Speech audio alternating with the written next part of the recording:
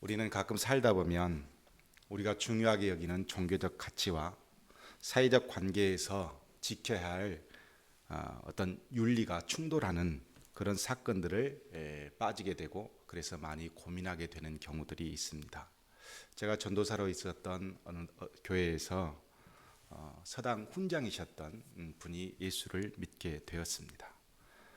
열심히 교회에 출석하고 예배도 참 부지런히 드리시면서 역시 훈장 선생님다운 그런 신앙생활을 하셨습니다. 제가 전도사로 있던 시기에는 그분이 약 80세 정도 되셨던 분이셨는데 아내를 먼저 사별하게 되었습니다. 자식들이 대부분 다 서울에서 근무하고 있었기 때문에 장례를 서울에서 치러야만 했습니다. 장례를 다 치르고 이 연세 많으신 집사님이 이제 서울역에서 기차를 타고 다시 이제 광주로 내려오려고 하는데 한 미친 할머니가 서울역에서 걸어다니면서 구걸하는 것을 보게 되었습니다. 그래서 가만히 지켜보니까 치매에 걸린 할머니였는데 뭐 거지 모습과 같은, 그리고 먹지 못해서 사람들에게 구걸하고 있는 그 모습을 보게 되어서 집사님이 말을 걸어서 물었습니다. 물어보니 자식들이 서울역에 버리고 떠나버린 거예요. 그래서 이분이 잠깐 정신이 들어오면 사람들과 대화도 하지만 그래서 정신이 나가게 되면 어디에 있는지 자기가 무슨 일을 하는지도 모르고 심히 괴로운 삶을 사는 것을 보게 되었습니다. 그래서 이 할머니의 기차표를 한 장 더 끊어서 데리고 집으로 돌아왔습니다. 돌아와서 같이 살게 되었고 그리고 교회에 출석하게 되었습니다. 그러자 교회에 계시는 여러 어르신들이 이런저런 말들을 하게 되었어요. 어찌되었든 할머니 장례식장을 잘 치르고 돌아온 할아버지가 또 다른 할머니를 데리고 와서 같이 산다는 이 이야기는 그렇게 썩 좋은 이야기는 아니었습니다. 그리고 서류 정리도 안 된 상황에서 또 다른 할머니를 모시고 산다는 것이 모범이 되지 않는다고 교회에 여러분들이 소문거리기 시작했습니다. 이 소문이 계속해서 확대되면서 이 안수 집사님에게도 들리게 된 것입니다. 어느 날 예배가 끝났는데 이 나이 드신 안수 집사님이 일어서서 목사님께 정중하게 부탁을 드립니다. 목사님, 제가 여러 성도님들께 잠깐 한 말씀 드려도 괜찮겠습니까? 라고 부탁을 했고 목사님께서 허락해 주셔서 이분이 성도들 앞에 서게 되었습니다. 그리고 이 안수 집사님께서 하신 말씀은 이렇습니다. 제가 치매 할머니를 모시고 삽니다. 제가 어떤 내 욕망이나 채우려고 이 할머니를 모시고 와서 함께 산다고 하면 저는 예수님 앞에서 떳떳하지 못할 것이고 여러분이 수군거린 것에 대해서 감당해야만 할 것입니다. 그러나 치매 걸려 언제 죽을지도 모르고 완전히 무방비 상태에서 지내는 한 사람을 내가 데리고 와서 산다고 하면, 그래서 서류 정리도 하지 않고 산다고 하면 이것이 정말 욕되고 하나님 앞에 부끄러운 짓인가 또 생각해보고 또 생각해 보았습니다. 남은 인생 돌보아 주려고 선의를 베푼 제 행동이 하나님의 율법에 어긋난 것이 있으면 부끄럽겠으나 제 마음에는 부끄러움이 없습니다. 이런 어떤 내용을 성도들에게 알려주었습니다. 종교적 가치와 도덕적인 윤리 사이에 우리는 부딪히는 경우를 많이 경험하게 됩니다. 저도 가끔 동네 친구들을 만나면 목사님 술 한잔 사주라 이런 친구들이 있고 그래서 사줘본 적도 있고, 군대에서 제가 담배를 피우지 않으니까 담배와 건빵을 바꿔서 동기들과 먹은 적도 있습니다. 얼마 전 저는 아버님을 보내야만 했습니다. 그러면서 제 마음 안에 하나의 갈등이 있었습니다. 그렇게 술을 좋아하셨는데 조금만 더 들지 않으셨다면, 술을 조금만 더 조금 먹었다면 우리 가족들과 좀 더 많은 시간을 보냈지 않았을까. 그런 아쉬움이 제 안에 있으면서 원망도 되기도 했습니다. 그러나 한편으로는 그렇게도 좋아하시던 술을 목사라는 직분을 앞세워 한 번도 대접하지 못했던 것이 제 마음의 갈등이 되었습니다.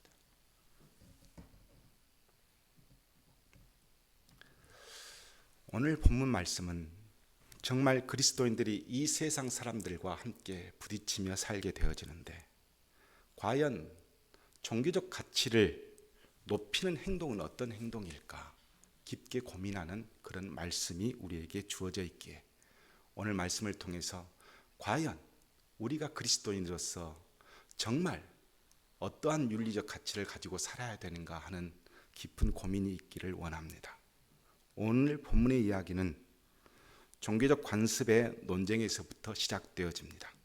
유대인들은 늘 불시에 자기가 어떤 부정한 것을 만져서 하나님 앞에 부정한 사람이 될까 조심스러웠습니다.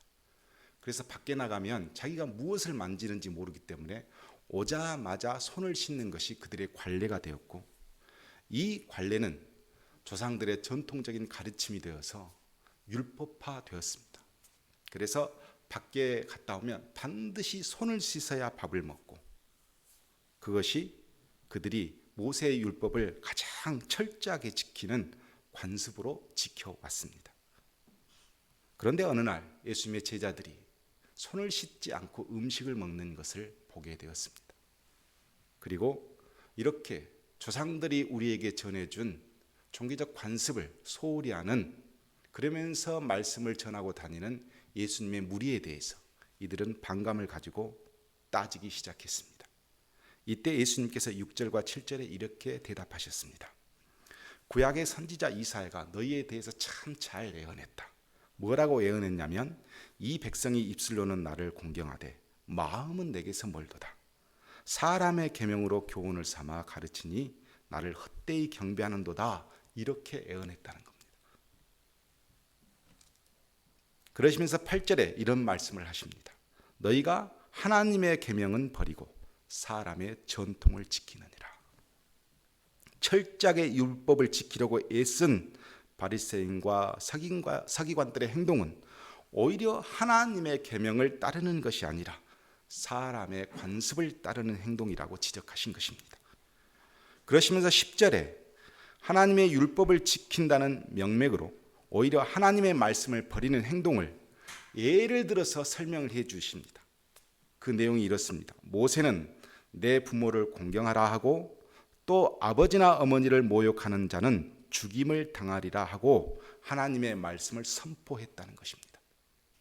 내 부모를 공경하지 않는 자, 내 부모를 욕되게 하는 자는 저주를 받도록 그렇게 율법의 가르침을 받았습니다. 그렇다면 이 율법의 원칙과 본질을 유대인들은 어떻게 지켰느냐?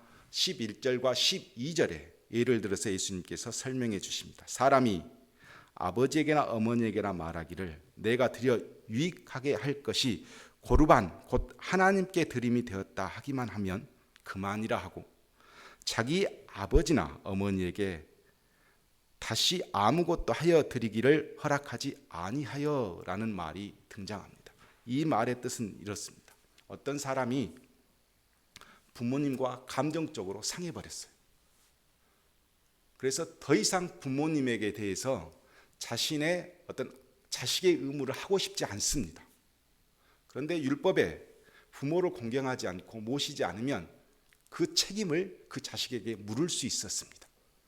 감정적으로 부모와 관계가 상한 이 아들이 어떤 결정을 내렸냐면, 그러면 내가 하나님께 내 전 재산을 서원해버려야 되겠다. 서원하고 바로 드리는 것이 아니라 언제든지 드리면 되는 거예요. 그러니까 아버지, 부모에 대한 부양의 의무를 다하지 않기 위해서 하나님의 성전에 두고 서원을 해버리는 거예요. 제가 하나님께 이 모든 재산을 드리겠습니다. 이렇게 서원해버리면 그날부터 부모에 대한 부양의 의무를 지지 않아도 되는 율법이 있었던 겁니다. 그것이 고르반이었습니다. 그래서 율법을 강조한 유대인들이 종교적 가치를 최우선 순위에 두고 생활하다 보니 사람과 사람 사이에 있어야 할 당연한 사회적 윤리는 멀리하게 되었던 결과를 가지게 된 것입니다. 결국 종교적 가치 때문에 사회의 윤리, 우리 인간과 인간이 가져야 할 기본적인 윤리마저 저버리는 그런 악행을 그들은 서스름없이 행하고 있었던 것입니다. 5월 8일 어버이날은 사회적 약속으로 이루어진 날입니다. 이 날을 가볍게 여긴다고 해서 법률적인 책임을 우리에게 묻지는 않습니다. 그러나 윤리적 양심으로 보면 책임을 얼마든지 따져 물을 수 있습니다. 저는 목사입니다. 저의 가정과 저의 처가는 모두 다 믿는 가정이기 때문에 목사직에 대한 애정이 충분히 있습니다. 그래서 주말 예배를 준비해야 하는 직분을 가진 목사인 제가 양쪽 부모님 어버이날을 다 챙겨드리지 못해도 두 부모님과 형제들은 그렇게 서운하게 생각하지 않을 수 있습니다. 중요한 종교적 가치를 위해서 목사인 제가 부모에 대한 의무를 다하지 못하면 종교적 가치를 온전히 수행하기 위해서 사회 윤리를 버리는 꼴이 된다고 하면 과연 하나님께서 기뻐하시겠느냐 하는 것입니다. 무조건적으로 종교적 가치를 사회 윤리보다 우선에 두고 행동하는 우리들의 일방적인 종교적인 관습이 과연 주님을 기뻐하게 하실 수 있느냐 하는 것입니다. 그것을 예수님은 오늘 이 본문에서 우리에게 묻고 있는 겁니다. 우리는 종교적 가치를 중요하게 여기면서 인간과 인간이 당연히 지켜야 할 사회 윤리에 대해서 너무 허술한 종교입니다.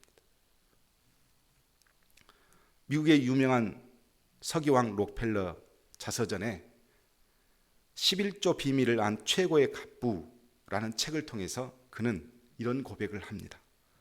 철저한 11조의 생활 후 나는 남에게 돈을 나눠주기 시작한 뒤로 오히려 재산이 점점 불어나는 하나님의 선물을 받았다. 록펠러가 이렇게 고백을 합니다. 실제로 록펠러는 오늘날 최고의 갑부로 알려진 빌 게이츠보다 3배 이상 돈을 번 사람으로 알려져 있습니다. 그래서 많은 한국교회 부흥사들이 이 록펠러의 11조를 찬양하고 널리 알렸습니다. 그러나 나중에 알려진 사실은 11조의 기부를 통해 국가로부터 세금 감면을 받고 특혜를 받고 온갖 문어발식 경영을 통해서 경영을 독점하고 국가의 권력과 결탁해서 수많은 돈들을 벌어들였습니다. 그런 그가 광부들이 근무 환경이 너무 좋지 않아 한 사람 두 사람 죽어가자 파업을 했고 그 파업을 통해 록펠러는 총을 난사해서 50여 명이라는 희생자를 낳은 그런 사람입니다. 루즈벨트 전 대통령은 록펠러에 대해서 이렇게 말합니다. 그가 얼마나 선행을 하든 재산을 쌓기 위해 저지른 악행을 갚을 수는 없다. 그가 얼마나 우리에게 종교적 가치를 두고 11조를 했는지는 모르겠으나 그가 사회적 악행을 저지른 비윤리적인 행동은 지워지지 않는 것입니다. 종교적 가치로는 모범되었을지 모르지만 사회적 윤리 차원에서 본다면 그는 쓰레기와 같은 인간이었습니다. 그런 사람의 행동을 하나님께서 기뻐하시겠느냐 하는 것입니다. 종교적 가치 때문에 종교적인 이유로 가족 관계를 무시하는 성도들을 저는 많이 보았습니다. 그런 행동이 과연 절대적 진리인가? 우리가 한번 살펴보라는 것입니다. 진정 우리의 영혼을 지키는 것은 종교적 가치가 아니라 하나님의 말씀의 본질입니다. 예수님은 본문 15절과 16절에서 이렇게 말씀하십니다. 무엇이든지 밖에서 사람에게로 들어가는 것은 능히 사람을 더럽게 하지 못하되 사람 안에서 나오는 것이 사람을 더럽게 하는 것이니라. 손 씻지 않아서, 종교적 관습을 지키지 않아서 사람의 영혼이 망가지는 것이 아니라 내 안에 더러운 것이, 내 안에 악한 결국 사람의 영혼을 망가뜨립니다. 재미있는 이야기가 있습니다. 한 유태인, 가난한 유태인과 독일의 군인 장교가 한 열차를 탔습니다. 점심시간이 되어 독일 장교가 햄버거를 몇 개 끄집어서 먹으려고 하는데 가난한 유태인이 눈에 들어왔습니다. 그래서 햄버거 하나를 건네면서 같이 먹을 것이냐라고 물었더니 유태인이 거부합니다. 배고파 보이는데 드시지 그러냐 그랬더니 우리 유태인들은 돼지고기를 먹지 않습니다. 그렇게 이야기를 하는 겁니다. 그래서 독일 장교가 나머지 햄버거도 다 먹었습니다. 이제 포도주를 한 잔 따라서 마시려고 하는데 또 이 유태인이 보입니다. 그래서 포도주를 권했습니다. 그랬더니 이 유태인이 하는 말이, 유태인들끼리 식사 자리에서는 포도주를 먹어도 이방인과 함께 포도주를 먹지 않습니다. 이게 율법입니다. 그렇게 가르칩니다. 그러자 독일 장교가 물었습니다. 그렇다면 어떠한 경우에도 너희들은 율법을 지키느냐? 라고 물었더니 이 유태인이 이렇게 이야기합니다. 예외 조항이 있습니다. 생명에 위협을 되거나 생명을 지켜야 할 이유가 되면 돼지고기도 먹을 수 있고 포도주도 마실 수 있습니다. 이렇게 대답을 했습니다. 그러자 이 독일 장교가 권총을 머리에 들이대며 너 당장 이 포도주 마셔 라고 했더니 이 유태인이 포도주를 마셨습니다. 그러면서 이 유태인이 하는 말이 있습니다. 왜 햄버거 먹을 때 총을 내 머리에 들이대지 않았느냐? 그러면 햄버거도 내가 먹을 수 있지 않았느냐? 이렇게 말하는 거예요.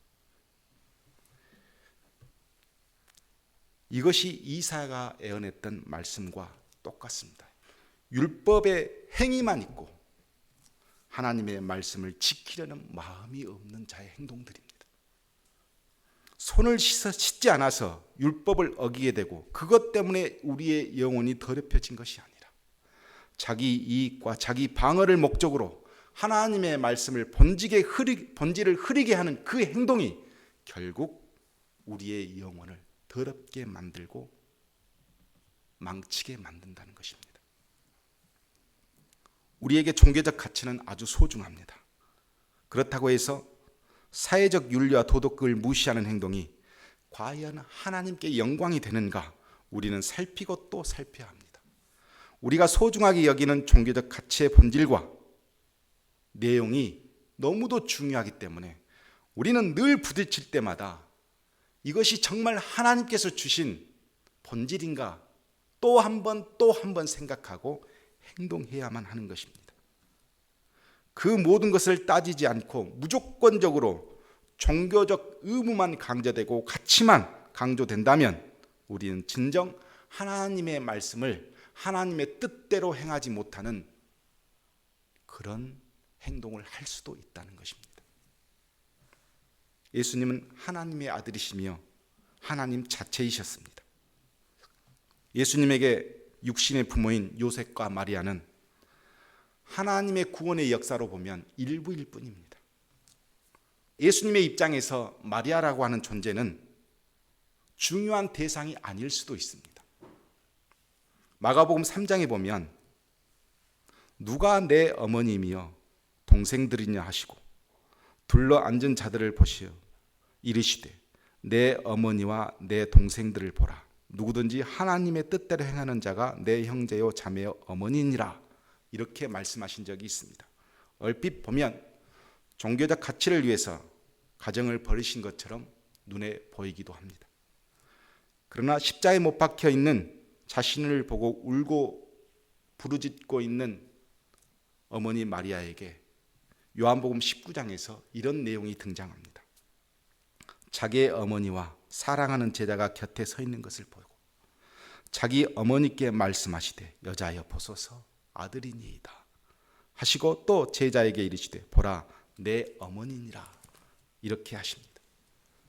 마지막 십자가에 못 박혀 죽으실 때 자신의 죽음을 보고 울부짖는 어머니 마리아를 향해서 자기는 더 이상 아들의 의무를 다할 수 없으니까 제자를 통해 요한아 내 어머니 마리아를 너 어머니처럼 모셔라.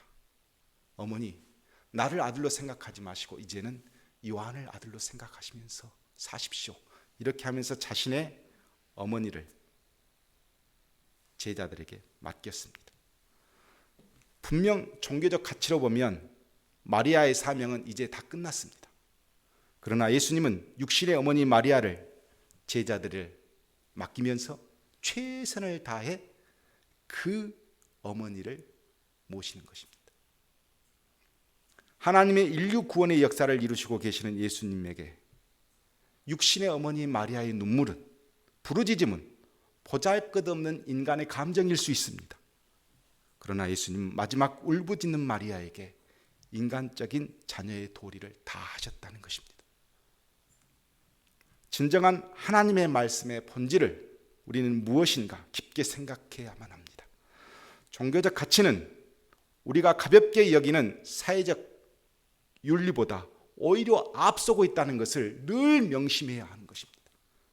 어느 하나를 버리고 어느 하나를 선택하는 것이 아니라 이 종교적 가치가 사회적 윤리까지 껴안고 포함했었을 때 우리는 하나님의 말씀을 온전히 이룰 수 있는 그런 그리스도인이 될 수 있다는 것입니다. 말씀을 마치겠습니다. 창세기에 보면 아브라함이 아들 이삭을 모리아 산에서 번제로 하나님께 드려야 하는 사명을 받았습니다. 아브라함은 사랑하는 독생자 자식을 살인해야 하는 폐륜의 아버지가 되어야만 했습니다. 그래서 3일간 고민을 했습니다. 도덕적 책임을 무시하고 종교적인 가치를 위해서 그는 모리아 산으로 이동합니다. 그리고 순종하여 종교적 가치를 앞세우기로 결정합니다. 이제 이삭을 죽이려고 하는 순간 하나님께서 이렇게 말씀하십니다. 그 아이에게 내 손을 대지 말라.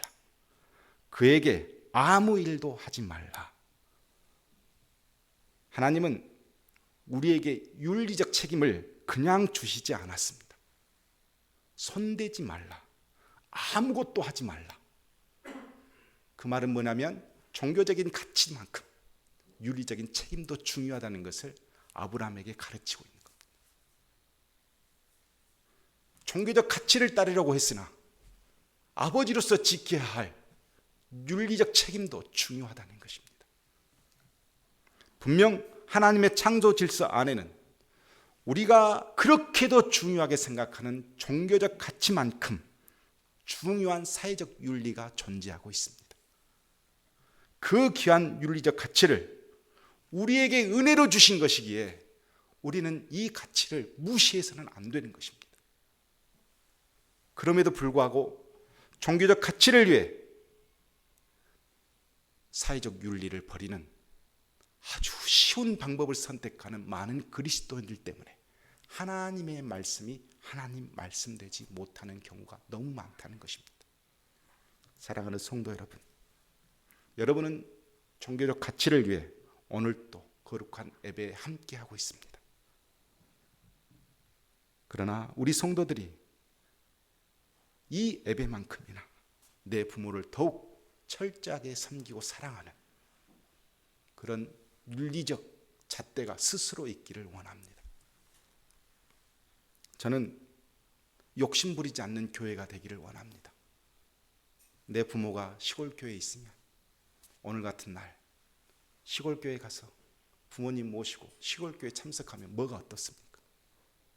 중요한 것은 하나님의 말씀의 본질이 어디에 있느냐가 중요한 것이지 종교적 가치를 이루기 위해서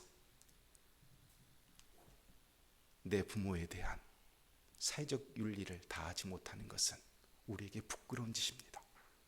늘 우리의 어떤 선택에 있어서 사회적 윤리를 뛰어넘는 하나님의 말씀이 있다는 것을 늘 마음속에 기억하시면서 하나님께서 주신 말씀을 온전히 지키기 위해 그 사회적 윤리까지 책임지고 껴안는 그런 지혜로운 성도가 되시기를 주님의 이름으로 축복합니다.